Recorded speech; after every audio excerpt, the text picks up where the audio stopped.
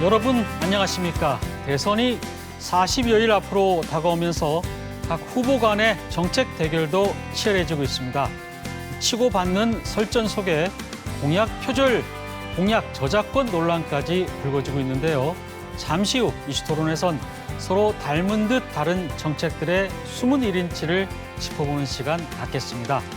뉴스보다 맛집에서는 임금이 벼슬 내린 귀한 나무죠.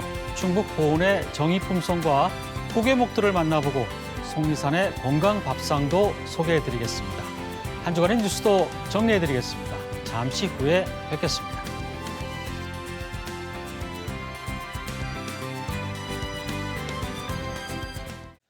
뉴스 큐레이터 시선 첫 순서는 취재기자의 솔직한 토크, 취재기자의 솔까말입니다. 보도국 조혜원 기자 나와 있습니다. 어서 오세요. 안녕하세요. 네, 취재기자가 솔직하게 까놓고 말한다는 솔까말. 오늘은 어떤 뉴스로 시작합니까? 네, 이 천안에서 자신이 동거하던 여성을 잔인하게 살해한 이 27살 조현진의 신상이 공개됐습니다. 먼저 관련 뉴스 함께 보시죠.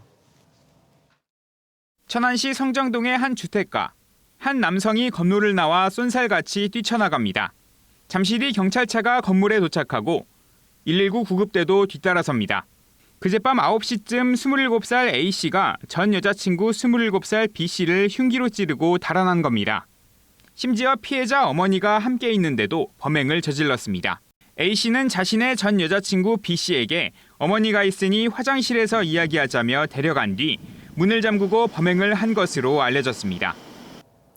이별을 통보한 여자친구를 살해한 혐의로 구속된 20대 피의자에 대해 경찰 신상공개위원회가 범행이 잔인하고 중대하다며 신상을 공개하기로 결정했습니다.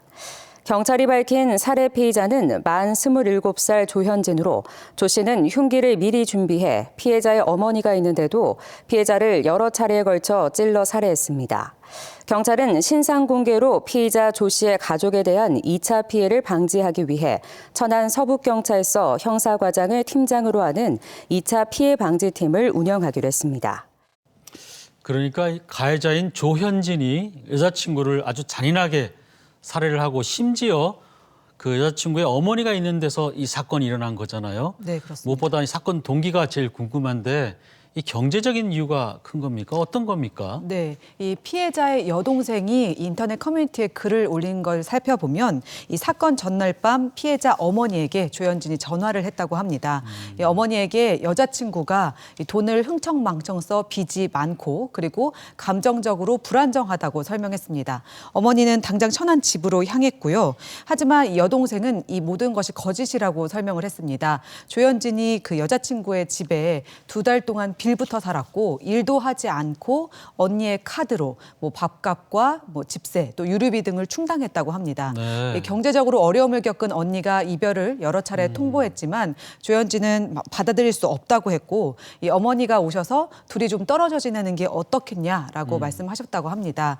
조현진은 알겠다고 했고 짐을 챙겨 나가겠다고 하면서 마지막으로 어머니가 안 계신 곳에서 언니랑 좀 얘기를 하겠다며 화장실로 데려갔고 이 사건이 발생한 겁니다. 네, 이 조현진은 뭐 우발적인 범행이었다, 뭐 이렇게도 얘기를 했던 것 같은데 이게 받아들여질까요? 네, 이 경찰은 조 씨가 흉기를 가지고 간 건 언니의 마음을 돌리기 위했을 뿐 이 살인 의도는 전혀 없었다고 진술했다고 설명했습니다. 하지만 언니를 만나러 가는 길에 근처 마트에 들러 이 흉기를 준비해 간 점 등은 우발적 범행으로 보여지지 않고 이 계획된 범행으로 볼 수밖에 없습니다. 네, 그렇겠군요. 근데 이제 신상 공개가 됐잖아요. 근데 이 어떤 부분을 고려해서 이렇게 신상 공개가 이루어진 거죠? 네, 이 경찰은 일단 잔인한 범행, 그리고 이 피해가 중대한 점, 그리고 물론 충분한 증거가 확보된 점, 그리고 교제 범죄 등에 대한 예방 등 공공의 이익 실현을 위해 신상을 공개하겠다고 밝혔습니다. 다만 이 신상 공개로 인한 피의자 가족들에게 2차 피해가 가해지지 않도록 이 피해 방지팀을 운영하겠다고 설명했습니다. 네. 그런데 이제 신상 공개 영상을 보면은 이제 이름과 얼굴이 드러나지만 사실 그 보통 마스크를 쓰고 또 모자까지 쓰면은 실제로 모습은 거의 알아보기가 힘들더라고요. 네. 그래서 화면으로 사실 이 가해자를 보는 시청자 입장에서는 도대체 신상 공개가 뭐가 차이가 있는 건지 이런 좀 의문점이 들기도 해요. 네, 그렇습니다. 이 조현진 역시 포토라인에 마스크를 쓰고 등장했습니다. 이 취재진이 마스크를 벗어달라고 하자 응하지 않았는데요. 이 지난 2010년부터 경찰은 이 신상 공개 제도를 도입했습니다.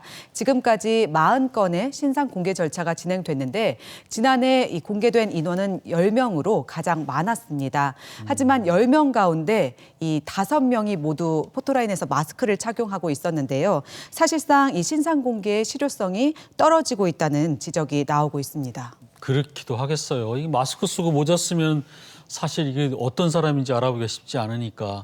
근데 어찌됐든 간에 신상 공개가 이렇게 되면은 애초 취재에 맞게 이런 효과를 좀 거두고 있다고 볼 수 있습니까? 어떻습니까? 네, 사실 이 현행 신상 공개 제도는 얼굴을 공개하는 방식에 대한 조항이 따로 없기 때문에 사실상 실효성을 거두기 좀 어렵다는 지적이 나오고 있습니다. 따라서 이 실효성을 위해 사회적 합의가 필요하다는 목소리도 나오고 있는데요.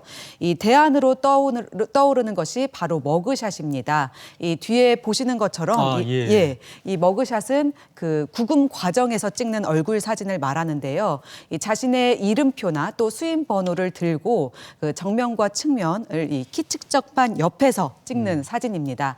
이 미국과 유럽과는 달리 우리나라에서는 피해자 인권 보호를 위해서 도입하지 않고 있습니다. 네, 실제로 보면은 신상 공개된 사진하고 정작 이 잡혔을 때 모습이랑 맞습니다. 다른 경우가 많이 있더라고요. 네네. 젊었을 때 사진을 넣기도 하고 예. 좀 머그샷 도입 개인적으로는 좀 좋은 생각인 것 같고 네.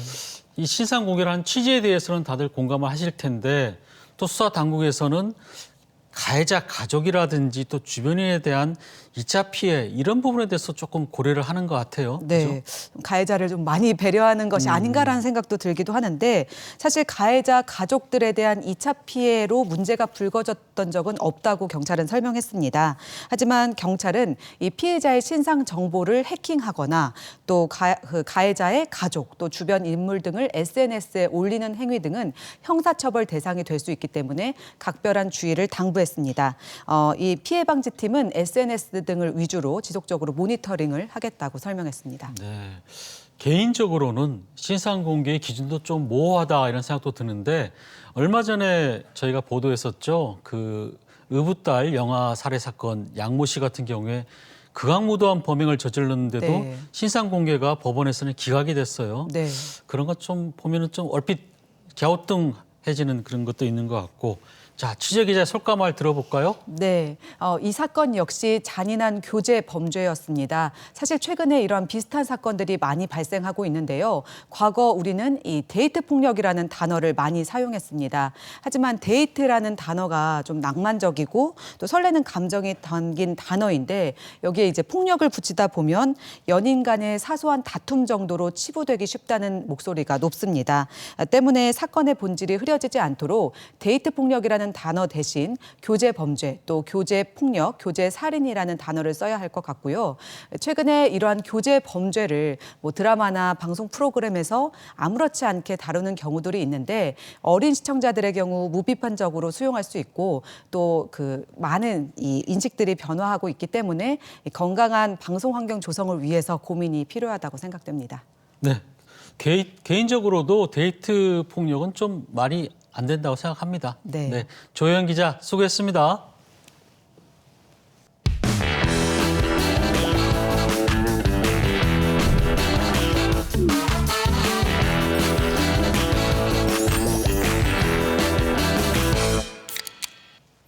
레트로 뉴스와 음식 이야기를 전하는 뉴스보다 맛집입니다.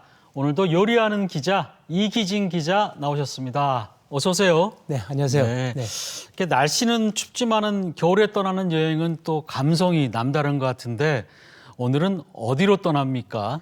네, 오늘은 네. 충북 보은으로 갑니다. 보은이요? 네. 보은하면 가장 떠오르는 대표적인 명소가 무엇이죠? 아, 보은하면 속리산이죠. 네. 예.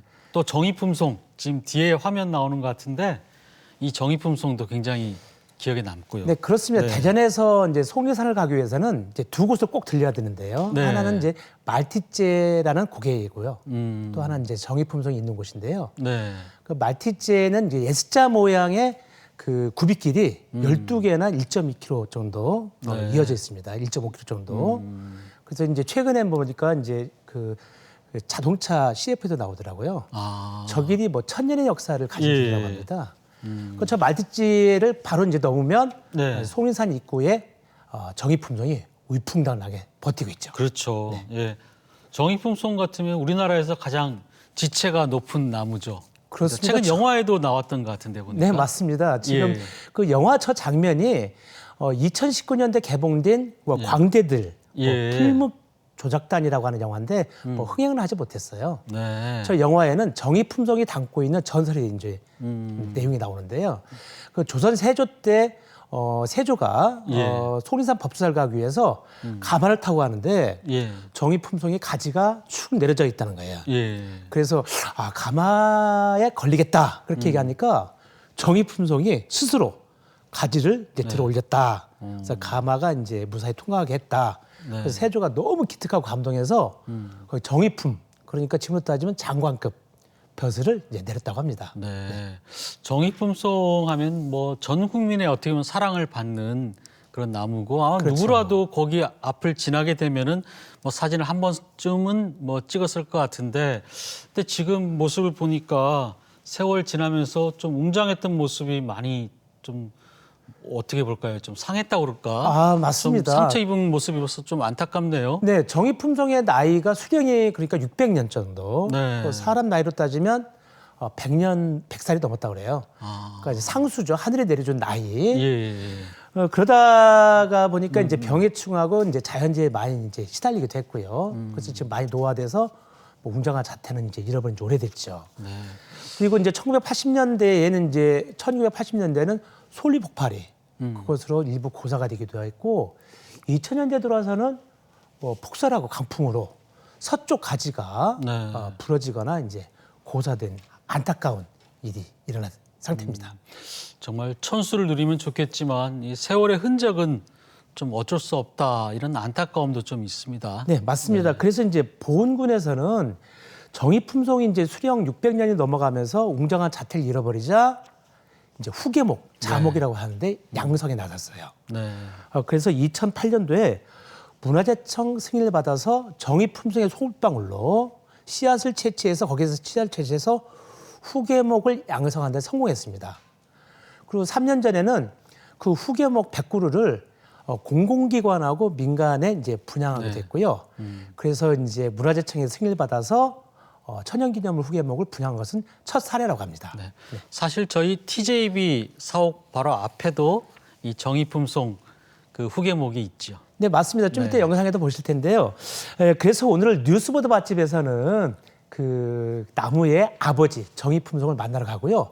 그리고 속리산에서 키워낸 아주 특별한 맛까지 소개합니다. 한번 가보시죠.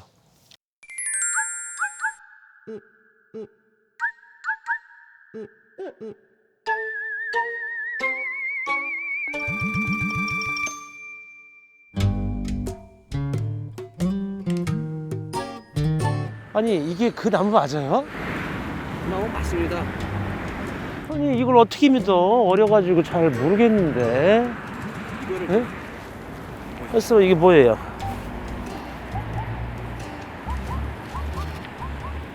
정의품성 자목 인증서 본소남은 보훈군에서 2014년 9월 문화재청이 허가를 받아서 천연기념물 103호 정의품성 자목 참 사람 마음이 참 신기해요. 아니 이거 볼 때는 몰랐는데 이거 보니까 또 달리 보이네.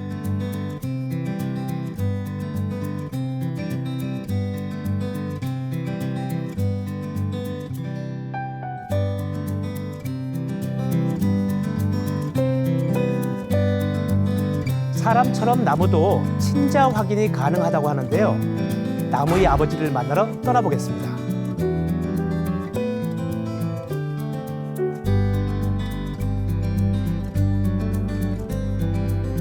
맞아. 옛날에 속리산 가려면 길이 여기밖에 없었어. 이야, 진짜 진짜 꼬불꼬불. 이거 말티즈지, 말티즈.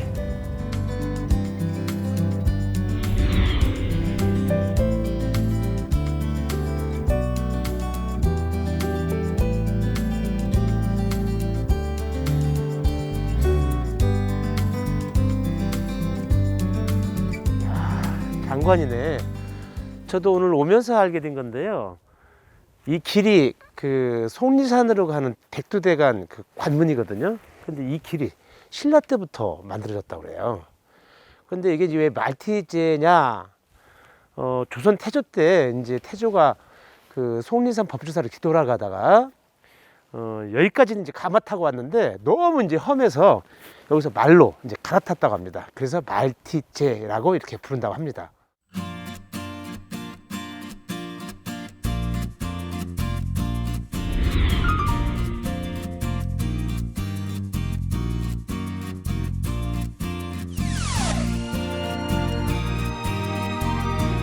야, 드디어 왔네. 속리산 국립공원. 야, 이 관문이죠. 아마 그 연세 드신 분들은 꼭 이런 사진 하나씩 있을 거예요. 예를 들면 경주 불국사 앞에서 찍은 사진, 그리고 설악산 울산바위 앞에서 찍은 사진, 그리고 바로 이곳 정의품성 앞에서 찍은 사진. 자, 이곳이 추억의 장소이기는 하죠. 근데 정말 오랜만에 보니까 야, 정의품성도 세월이 많이 지났네.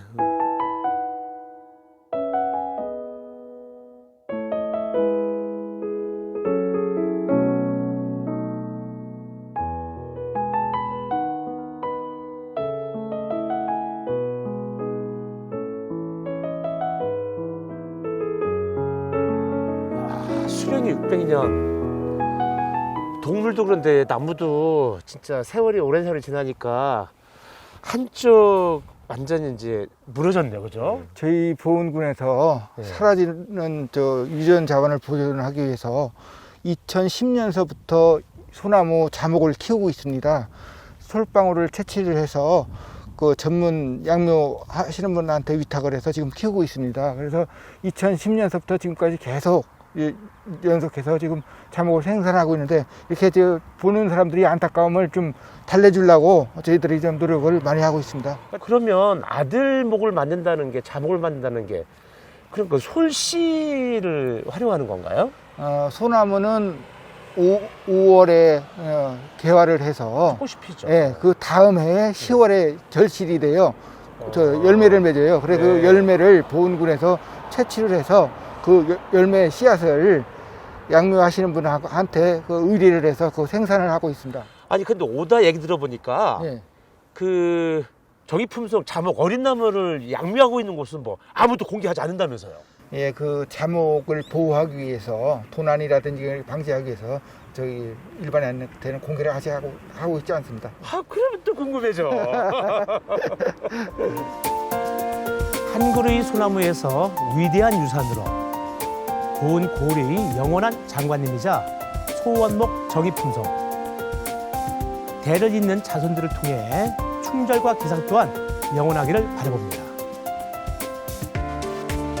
정의품성을 만나고 찾아간 곳은 보은 대추를 이용한 맛집입니다. 아, 여긴가 보네. 아, 대추 한 장씩. 보은하면 대추 아닙니까? 여기에 대추로 만든 다양한 음식 있다고 그럽니다. 한번 들어가 보겠습니다.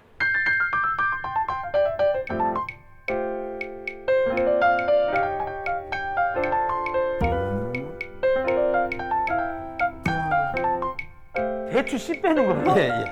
와, 희한하다. 누르니까 씨가 밀어만 놓으면 씨가 쏙 빠지네. 힘 안 들이고. 저도 한번 해볼까요? 예, 그렇게 하시죠. 야, 이 씨만 이렇게 싹 나오네. 넣어서 밀어. 예.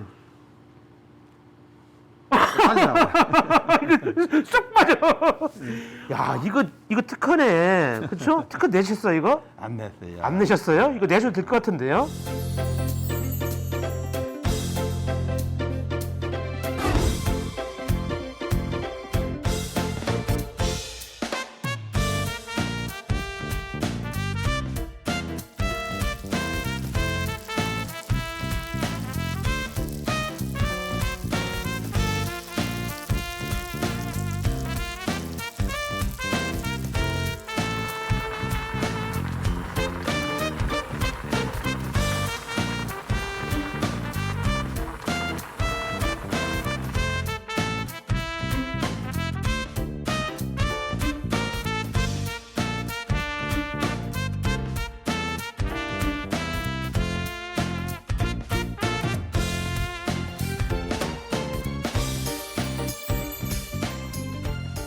여기서 이제 솥밥만 두르면 이제 다 갖춰지는 거예요.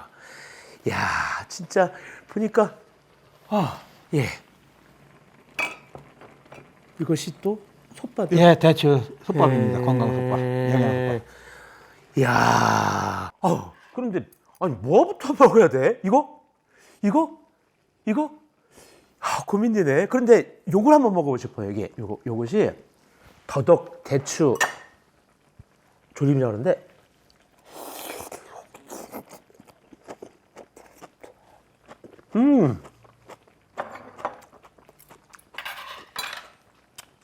달짝지근하네.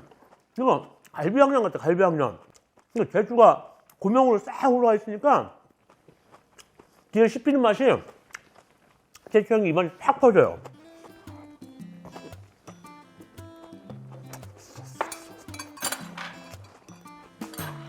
솥밥할 때 대추가 들어가면 대추에 그 과육이죠, 과육. 그 대추 열매가 밥에 곱게 퍼져가지고 씹으면 그때 딱딱 나타나요. 대추의 그 단맛이야. 와, 정말 오늘 대추 불고기, 소고기 불고기 정식. 불고기. 대추 들어가면 무슨 맛있어요.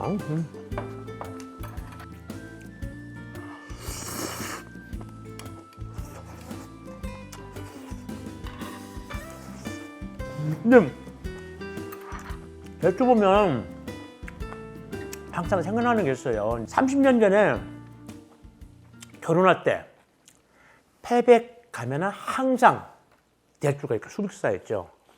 그래서 이제 신부 측이 정성스럽게 장만해서 시어른들에게 이제 인사를 할 때, 절을 할 때 딱 대추를 딱 던져주잖아. 그럼 딱 받잖아. 근데 이제 그 다산의 상징이라고 그래요. 그러니까 대추가 막 열리면 따닥따닥 열리잖아. 뭐 저도 어렸을 때 막 이거 장대로 그냥 따느라 그냥 우두두둑 떨어져가지고 머리도 다치고.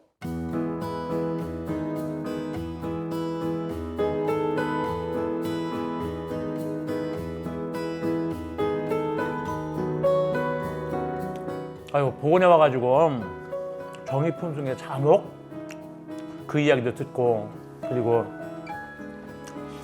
말티째 정말 꼬불꼬불 스릴 있었어요. 그리고 보은의 대표 특산물인 대추로 만든 정식. 야, 이제 겨울에 이제 화살 누리네. 아마 감기도 안 걸리고 올겨울 아주 무난하게 잘 지낼 수 있을 것 같아요. 아우, 좋아라.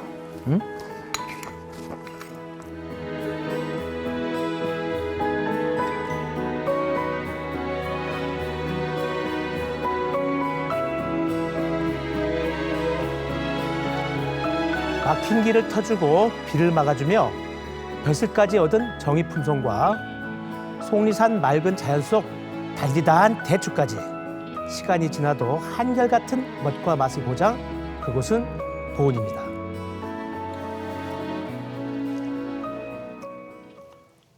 대추가 들어간 갖가지 음식들 드셨는데 뭐가 제일 맛있습니까? 전날 그날 10가지 정도 대추 요리가 나왔는데요. 네. 그 중에서도 이제 대추 더덕조림. 그게 이제 달디단 이제 대추의 맛과 쌉쌀한 더덕 맛이 아주 매력적이었습니다. 네. 네. 아버지 나무인 정의품성, 세월의 흔적은 있지만 여전히 웅장하고 또 늠름한 모습이 좀 든든하게 이렇게 느껴지기도 하는데요. 예, 그렇습니다. 그래서 이제 산림청하고 이제 충북도 보은군에서는 그 정의품성이 이렇게 오랫동안 살아날 수 입었던 생명력을 분석하고요. 그리고 후대에도 영원히 이를 남기기 위해서 유전자은행에 DNA를 채취해서 지금 보관 중이라고 합니다. 특히 유전자은행의 특정한 나무의 후계목을 키우기 위해서 꽃가루를 보관하고 있는 것은 정의품성이 유일하다고 그래요. 그만큼 이제 정의품성은 우리가 영원히 간직해야 할 자산이라고 볼 수 있죠. 네. 정의품성부터 맛있는 대추 요리까지 잘 봤습니다. 네. 이기진 기자 수고하셨습니다. 네, 감사합니다. 네, 계속해서 한 주간의 뉴스를 정리해보는 주간 포토 뉴스입니다. 이윤수 아나운서 전해주시죠.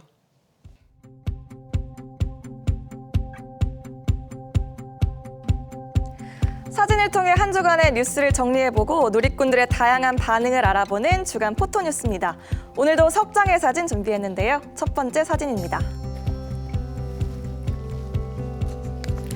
훈련 중 전투기 추락 사고로 순직한 고 심정민 소령의 유해가 지난 14일 국립대전현충원에 안장됐습니다. 사랑하는 남편이자 소중한 아들이었던 고 심정민 소령. 사고 당시 고인은 비상탈출을 할 수 있는 기회가 있었지만 전투기가 민가 쪽으로 추락하는 것을 막기 위해서 끝까지 조종관을 놓지 않았다고 합니다. 언제까지나 전투기 조종사로 살고 싶다고 했던 고 심정민 소령. 이제는 별이 되어서 조국의 하늘을 지키고 있습니다. 누리꾼들도 큰 슬픔 전하고 있습니다. 생사의 갈림길에서 마지막까지 군인이었던 당신을 우리가 기억하겠습니다. 사랑하는 이를 떠나보낸 땅 위의 모든 슬픔이 하늘까지 닿기를 삼가 고인의 명복을 빕니다. 국립대전현충원 심정민 소령 묘역에는 그를 기리는 추모객들의 발길이 이어지고 있다고 합니다. 마지막까지 조종관을 놓지 않았던 그 숭고한 결단 잊지 않겠습니다. 자, 다음 사진 볼까요? 이번엔 영상과 함께 보시죠. 지난 15일 새벽 대전의 한 아파트 주차장 CCTV입니다. 차량 내부의 금품을 훔치려고 어슬렁거리는 한 남성의 모습이 보이는데요. 때마침 CCTV를 통해 아파트 지하 주차장을 감시하던 보안 요원의 눈에 띄면서 현장이 발각됐습니다. 둘은 한동안 격렬하게 몸싸움을 벌였고 결국 보안 요원의 승리로 끝나면서 차량 터리범은 경찰에 넘겨졌다고 합니다. 조사 결과 더 기가 막힌 건 범인은 절도 등의 혐의로 지명수배가 내려진 상태였다는 건데요. 용감한 시민에게 전한 누리꾼들 반응 뜨겁습니다. 다 지켜보고 있는데도 저런다. CCTV가 뭐 장난감으로 보이드나? 이것이 바로 정의 구현. 아파트 주민들은 얼마나 든든할까요? 하는 반응까지 살펴봤습니다. 가끔 차량 내부에 귀중품을 두고 내리시는 분들이 있으시죠. 이런 사고를 당할 수 있으니까 잘 가지고 내리시고요. 차량 문이 꼭 잠겼는지도 확인하시기 바랍니다. 오늘의 마지막 사진입니다. 요즘 환경에 대한 관심이 높아지면서 일회용품 사용을 자제하고 있는데요. 최근 이런 일회용품 줄이기 운동에 앞장서는 지자체가 있어서 관심을 모으고 있습니다. 충남 당진시에서는 탄소 중립을 실천하기 위해서 시청사 내에 일회용품을 금지하고 책상마다 있던 휴지통도 없애고 층마다 복도에 재활용품과 일반 쓰레기를 배출할 수 있는 수거함을 비치했다고 하는데요. 그 결과 씩 넉 달 만에 쓰레기 양이 절반 이하로 급감했다고 하네요. 시민들과 공감대를 형성하기 위해서 먼저 솔선수범하고 있는 공무원들 모습, 누리꾼들도 환영의 박수 보내고 있습니다. 옳게 된 공무원은 이거죠. 나란히 하는 분들은 이래야죠. 일회용품 줄이기 혼자 해봤는데 쉽지 않아요. 다 같이 하면 좋은 결과가 있군요. 하는 반응 살펴봤습니다. 지난 19일부터 탄소 중립 실천 포인트제가 실시되고 있죠. 탄소 중립이다, 탈탄소 대책이다 많이들 얘기하고 있는데 가장 중요한 건 이렇게 일상에서 실천하는 모습인 것 같습니다. 지금까지 주간 포토뉴스 함께 하셨습니다.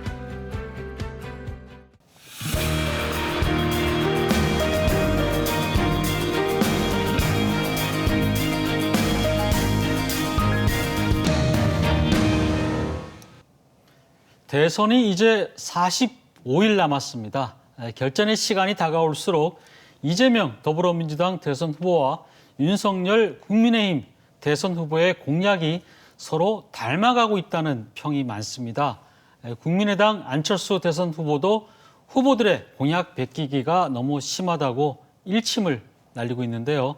과연 공약이 얼마나 비슷하고 또 그 속뜻은 어떻게 다른지 한 주간의 이슈와 함께 짚어보겠습니다. 먼저 함께 해주실 분들 소개해드리겠습니다. 네, 복귀왕 더불어민주당 선대위 대변인 나오셨습니다. 어서 오세요. 네. 신범철 국민의힘 충남 공동선대위원장 나오셨습니다. 안녕하세요. 예, 반갑습니다. 네. 자, 우선 한 주간 뜨거웠던 이슈부터 짚어보겠습니다.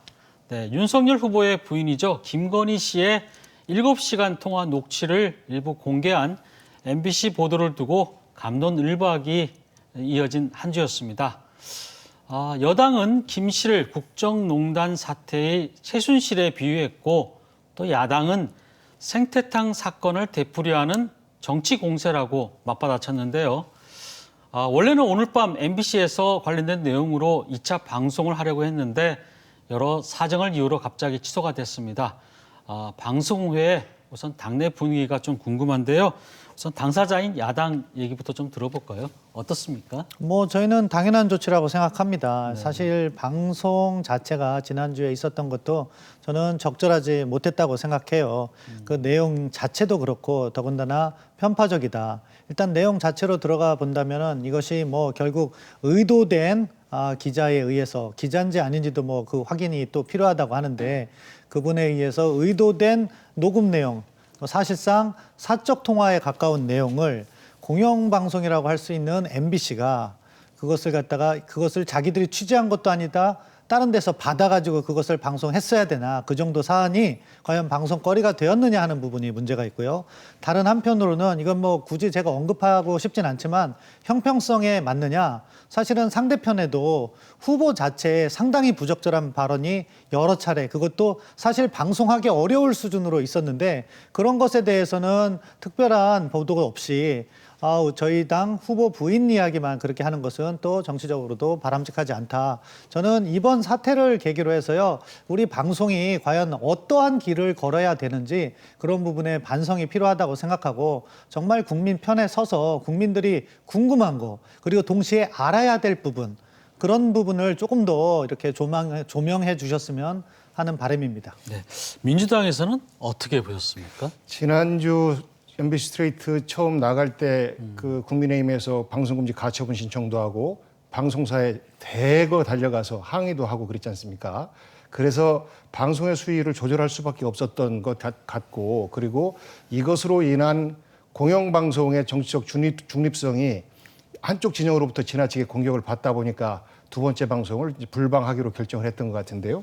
네. 첫 번째 그 법원 판결 이후에 또다시 열린공감 TV에서 공개하겠다라고 했을 때 서울중앙지법에서 판결한 내용이 있습니다. 간단하게 제가 소개를 드리면,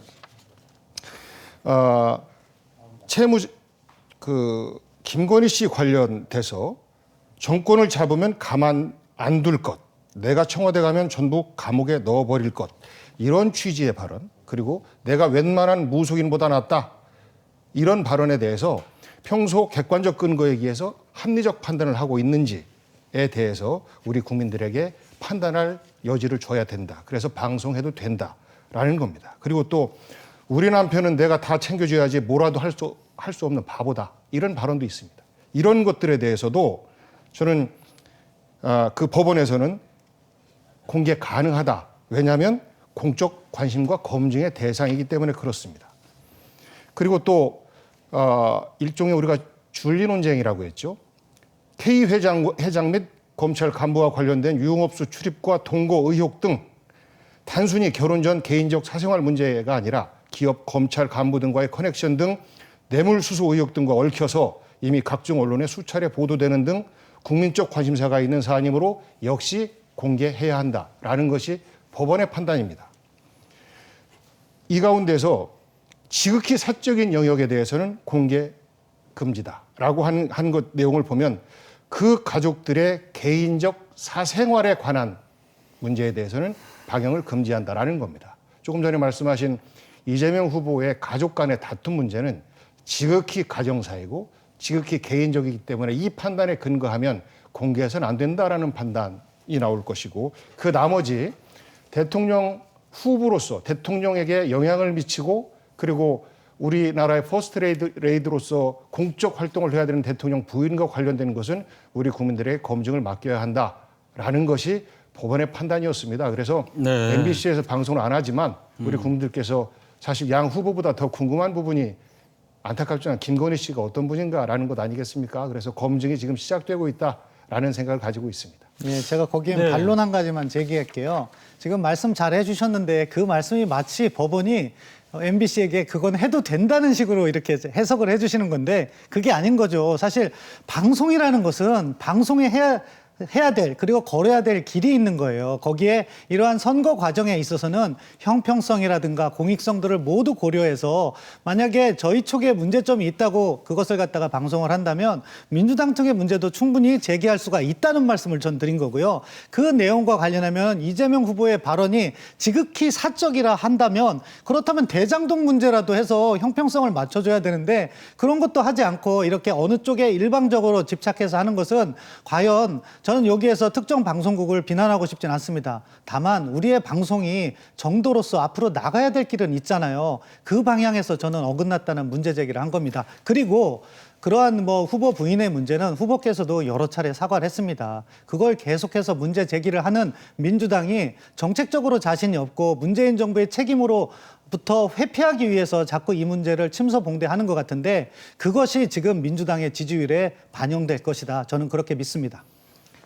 제가 말씀드린 것은 법원의 판단을 말씀드린 거예요. MBC에서 어떻게 하느냐 마느냐는 거기 운영 방침에 따라서 결정을 할 겁니다. 그래서 이것이 법적으로 되느냐 안 되느냐의 문제에 대해서 우리 국민 여러분께 이것은 법적으로 가능합니다. 지극히 가정사적이고 지극히 사적 영역 이외에 공인으로서 나선 모든 분들의 발언과 생각, 가치, 무속인과 어떻게 연관돼 있는지에 대한 걱정, 최순실 때문에 걱정했던 우리 국민들 그 상처가 아직 낫지 않았는데 이런 것들 또한 검증 대상이다라는 것이 법원의 판단이었다라는 말씀 드리는 겁니다. 민주당의 주장이 아니고 법원의 판단이었습니다. 저도 법원의 판단은 존중한다니까요. 제가 얘기하는 건 방송국이 그것을 공정하게 방송하고 있느냐 그 부분을 말씀드린 겁니다. 네, 알겠습니다. 저희가 이제 방송을 보고 난 다음에 조금 느낀 점 중에 하나가 한편에서는 그 김건희 씨의 팬클럽 인원이 이제 급증했다 이런 얘기도 있을 만큼 또 상대적으로 또 오히려 좀 도움이 됐다, 줄리 의혹을 해소를 시키는 데 도움이 됐다 이렇게 얘기하신 분도 있고 다른 한편에서는 실제로 통화 내용을 보면은 그간에 윤석열 후보가 얘기했던 김건희 씨와는 좀 다르다. 이 정치에 대해서 관심이 없다고 했는데 그거 아닌 거 아니냐 이렇게 얘기하는 분도 있는데요.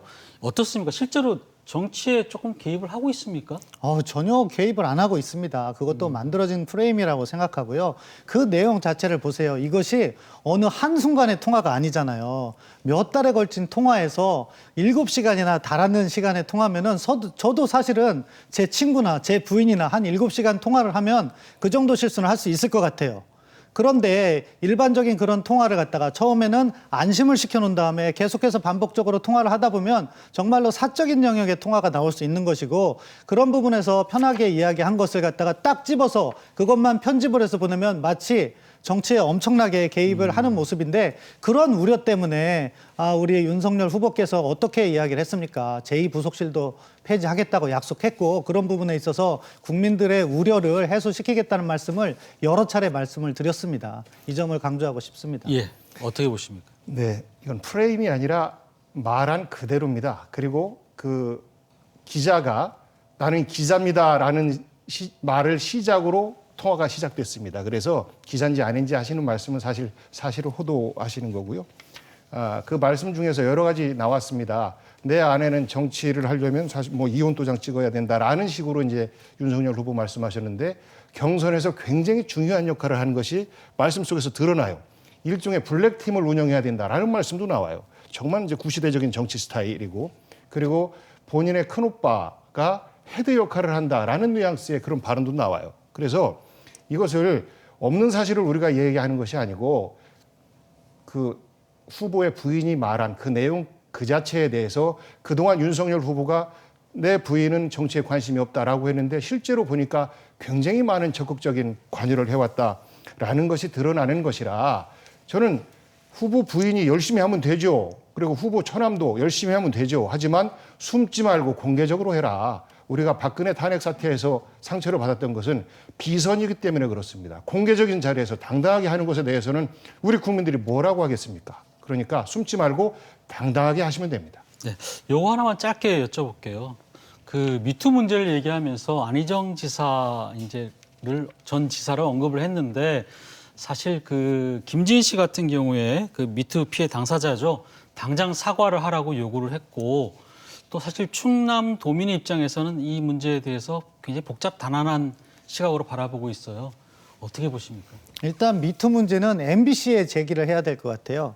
사실은요, 이것이 사적인 대화의 수준이라고 생각합니다.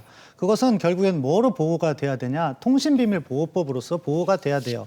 다만 공익적인 목적, 아까 법원 판결을 이야기하셨는데 그런 부분에 있어서 후보자의 부인은 공인이기 때문에 그런 것도 보도를 가능하게 한 거지만 그 내용 자체는 사적이란 말이죠. 그걸 가지고 의도가 과연 2차 가해를 할 의도가 있었느냐? 전혀 없었다고 생각합니다. 그렇기 때문에 그런 부분은 MBC에서 오히려 걸러서 방송을 했어야 되는 내용이고, 따라서 그러한 프레임에 자꾸 후보자 부인에 맞춰서 문제 제기를 함으로써 오히려 이재명 후보 측에서는 이재명 후보 본인의 진짜 방송에서 이야기도 하기 정말 저도 부끄러운 전과 사본 같은 그런 문제들을 갖다가 자꾸 전환시키려고 하는 프레임을 가지고 계신 것 같은데, 저희가요 지금 그런 거 싸울 때가 아닙니다. 대한민국 지금 문재인 정부 실정으로 인해서 풀어야 될 문제가 한두 가지가 아니에요. 그런 문제 하나하나씩을 좀 풀기를 희망합니다. 네. 이 미투 이슈에만 들어가면요, 돈도 안 주고 성을 착취하니까 미투가 터진다라는 인식을 김건희 씨는 가지고 있는 겁니다. 그리고 이러한 인식에 대해서 윤석열 후보도 동의하는 것처럼 느껴지는 발언이 나왔습니다. 이것에 대해서 우리 국내에 있는 여성뿐만 아니라 건전한 그 성인지 감수성을 가지고 있는 모든 국민들이 깜짝 놀랐을 겁니다. 특히나 많은 해외 언론에서 이것을 비판을 했습니다. 대통령 후보의 부인이 돈 안 주고 성착취하니까 미투가 떠진다라는 그 내용의 그 언론이 보도가 됐습니다. 부끄러운 일 아니겠습니까? 지금이 어느 시대입니까? 저는 이 부분은 사적인 영역이 아니고 대통령 후보의 부인은 퍼스트레이드로서 첫 번째 여성 정책을 굉장히 많이 관여를 하고 영향을 줍니다. 그리고 우리 사회에 약자들을 대변하는 역할들을 대통령 후보가 많이 합니다. 그리고 외교 관계에서도 퍼스트 레이디들의 그런 그 외교는 그러한 우리 전 세계 글로벌 사회에서의 부족한 부분, 약자 부분을 어떻게 반영하고 대변할 것인가를 이야기합니다. 그런 부분에서 볼 때 매우 부적절한 그런 부끄러운 이야기였고요. 그리고 저는 이것을 숨지 말고 죄송합니다, 제 생각을 고치겠습니다, 우리 여성분들 또 바른 성의식을 갖고 있는 분들에게 제 생각 고치겠습니다라고 사과하면 우리 국민들이 용서해 주실 것 같은데 안 하지 않습니까? 뒤로 숨으니까 자꾸 이런 문제들이 나오고 이것이 2차 가해로까지 연결되는 거 아니겠습니까? 저는 요번에 2차 가해 대상이 된 분에게는 정말 안타깝게 생각하고, 말씀하신 MBC에서 이것을 처음 거론할 때 조금 더 많은 고민이 있었으면 어땠을까라는 그런 아쉬움은 갖고 있습니다만, 네, 대통령의 부인이 어떤 생각을 갖고 있는지에 대해서 우리 국민들에게 알려준 것이고, 저는 이참에 생각을 좀 바꾸시라, 제발 바꾸시라. 나라가 부끄럽습니다. 네, 알겠습니다. 저희도 거기에 대해서 짧게 한번 반박을 드리겠습니다. 첫째, 미투 문제 민주당에서만 발생합니다. 왜 그럴까요? 국민들이 궁금해해요. 그 부분과 관련해서 김건희 여사의 말을 딱 잘라놓고 보면 부적절합니다. 그런데 그것에 대한 그냥 통상적인 얘기를 사적 대화에서 웃으면서 이렇게 어떻게 보면 농담 삼아서 한 이야기인데, 그거를 갖다가 딱 잘라서, 그렇게 잘랐는데도요, 그 방송 잘 들어보면 거기에서 웃음소리가 나오고 그 전후 맥락은 또 다른 게 있다고 하는데 그 부분은 나오지 않고 있습니다. 그런 걸 가지고 자꾸 문제 삼기 전에 왜 미투는 민주당에서만 계속해서 발생했는지 국민들께 사과하고 시정하겠다, 그 말씀을 드리는 게 국민께 더 설득력이 있다고 생각합니다. 알겠습니다. 민주당에서는 수차례 그 말씀 나올 때마다 죄송합니다 말씀드립니다. 그리고 민주당에서만 나오지 않습니다. 민주당에서 주요한 사람들의 문제가 있어서 이슈가 됐던 것인데, 그 이전에 사실 상대당에서도 여러 번 나왔었습니다. 이 부분에 대해서는 죄송하다는 말씀 이외에 저희가 드릴 말씀이 없습니다. 네, 알겠습니다. 이번에 공약 부분 좀 짚어보겠습니다. 이재명 후보가 얼마 전에 윤석열 후보를 향해서 우리 오랜만에 통한 것 같다 하면서 은근히 디스를 했어요. 병사 월급 200만 원, 또 뭐 전기차 보조금 확대, 또 성폭력 가해제 처벌 강화 등 좀 많이 비슷합니다. 그중 가장 싱크로율이 높은 게 바로 부동산 정책인데요. 먼저 양측 모두 250만 원 공급을 주장하고 있는데, 이게 어떻게 다른지 얘기부터 좀 들어볼게요. 250만 원 두 분 양쪽 다 지금 얘기하시는데 뭐가 다른 겁니까? 뭐 250만 호에서 300만 호까지 서로 이야기를 하는데요. 네. 일단 공급이 부족하다라는 인식 때문에 시장에 공급을 해야 된다라는 인식을 함께 가지고 있는 것이고, 그리고 어떠한 방식으로든지 간에 확대할 수 있는 길이 있다면 다 찾아보겠다라고 하는 것인데, 그 속에 들어가면 약간의 차별성은 있습니다만 큰 차이는 없는 것 같아요. 그러니까 공급이 부족했다라는 부분에 대한 인식인데, 저는 사실 지역에 사는 사람으로서 수도권에 그렇게 계속해서 공급을 늘리면 우리 지방 소멸 시대에 우리 지방은 어떡하나라는 걱정을 동시에 하게 됩니다. 그러니까 수도권의 그 집값 때문에 고생하고 계신 많은 서민들에 대해서 안타까움과 동시에 지방도 함께 걱정해 줬으면 하는데, 주택 공급 정책에 있어서는 여야 모두가 지방에 대한 걱정이 좀 빠져 있는 것 같아서 그것이 좀 걱정이고요. 뭐 좀 이따 나오는지 모르겠습니다만 공급을 하는 데 있어서 여러 방식에 있어서는 좀 미세한 차이가 좀 있습니다. 미세한 차이는 철학과 가치의 차이인데, 뭐 예를 들어서 용적률을 이야기할 때 접근 방식이라든지, 그리고 보유세와 거래세를 이야기할 때 접근 방식이라든지, 그리고 청년 주택을 제공을 할 때 이것을 거주의 문제로 보느냐 혹은 재산의 문제로 보느냐, 이런 방식에 있어서의 가치의 차이는 있어 보입니다만, 저는 그것보다도 공급을 늘려야 된다라는 분야에 있어서의 양당의 후보의 인식이 비슷하다라는 말씀으로 정리하겠습니다. 어떻게 보십니까? 뭐 총량 같은 경우에는 비슷한데 박 의원님 말씀하신 것처럼 세부적으로 들어가면 차이가 많이 나는 거죠. 가장 근본적인 차이는 그거 같아요. 기본주택. 뭐 100만 호의 기본주택을 수도권 역세권에 짓겠다고 약속을 하셨는데 과연 그것이 현실 가능한 것이냐, 그리고 그것을 조달할 재정은 있는 것이냐, 이런 부분과 관련해서 상당한 차이가 있고, 아까 철학적인 부분도 말씀하셨는데 민주당 측에서는 공공성을 강조하면서 국가가 짓는 이렇게 기본주택이나 그런 공공적인 측면을 강조한다면은 저희 같은 경우에는 민간의 영역을 활성화해서 접근을 하겠다, 시장의 원리를 활용하면서 그 기반 하에 하겠다는 건데요. 뭐 구체적으로 들어가면 이슈가 다르기 때문에 다음 라운드에서 말씀을 드리겠습니다. 네, 지금 여야 후보 모두 이제 용적률 500% 완화를 내세웠어요. 먼저 이제 1기 신도시 추가 공급하고 뭐 함께 이제 그 윤석열 후보는 용적률을 이제 언급을 했고, 또 이재명 후보도 용적률 상향을 주장했는데, 이것도 좀 어떤 차이가 있는지 궁금하고, 서로 상대당 정책에는 이건 좀 문제가 있다 보는 부분부터 좀 얘기를 들었으면 싶습니다. 어떻습니까? 예, 우선 조금 전에 제가 거주의 가치로 보느냐 재산으로 보느냐에서의 차이가 제일 큰 게, 윤석열 후보가 내놓은 청년 원가주택을 보면 거주하고 5년이 지나면 국가가 그것을 국가에 되팔아서 시세 차익을 남게 하겠다. 이거는 사실 말이 안 되는 정책입니다. 예. 다시 부동산 투기를 유도하는 정책이거든요. 그러니까 그런 차이가 근본적으로 좀 보인다라는 것 하나 하고, 용적률 500%라고 하는 것은 지금은 이제 준주거 지역에서 우리나라에서 행해지고 있는데, 준주거 지역에는 주택을 하나도 안 줘도 돼요. 일반적인 사무실과 상업시설만 줘도 됩니다. 그렇기 때문에 토지 가격이 굉장히 높아요. 그러니까 주택 공급을 위해서 용적률 500%를 상향하겠다라고 했으면 주택이 들어설 수 있게 해야 되는데, 저는 이 정책을 제안한 실무자가 누군지, 그래서 사실 윤석열 후보의 이 정책이 잘못된 것으로 비판받지 않게 해야 되는데 잘못된 겁니다. 그래서 윤석열 후보는 4중 주거지역을 새로 신설을 해서 4중 주거지역으로 용적률 300%에 머물러 있는 지금의 그 용도 지역을 500%까지 올리자. 그리고 이 해당 지역에 대해서는 주요한 어떤 그 신도시도 있을 것이고, 그리고 역세권 이런 데에 용적률을 좀 높여서, 그리고 이런 부분에 공공주택 형태로 해서 많은 사람들이 가까이에서 거주할 수 있도록 하는 이런 정책을 하겠다라는 것이고, 또 공통적으로는 저희 민주당에서 먼저 우리 지역에는 해당이 안 되는 것이라 좀 속상하긴 한데, 뭐 경부 고속도로라든지, 그리고 또 뭐 기차 철도라든지 이런 데를 지하화해서 분리되어 있는 도시를 붙인 다음에 이 지역을 주택단지로 만들면 더 많은 주택들을 공급할 수 있지 않겠느냐, 이런 뭐 아이디어들이 나오고 서로 베껴가고 하는 것 같습니다. 저는 이런 경쟁은 뭐 바람직한 거 아닌가 싶습니다. 이제 뭐 좋은 측면 말씀해 주셨으니까 저도 거기서부터 출발하겠습니다. 말씀하신 것처럼 우리가 필요한 지역에 집을 더 짓고 용적률 같은 것도 조정해서 그럼으로써 공급을 늘림으로써 시장을 안정화시킨다는 그러한 큰 원칙에는 사실 민주당이나 저희나 공감을 하는 것 같아요. 그래서 용적률의 그 디테일한 산정 방식까지는 뭐 언급드리지 않겠습니다.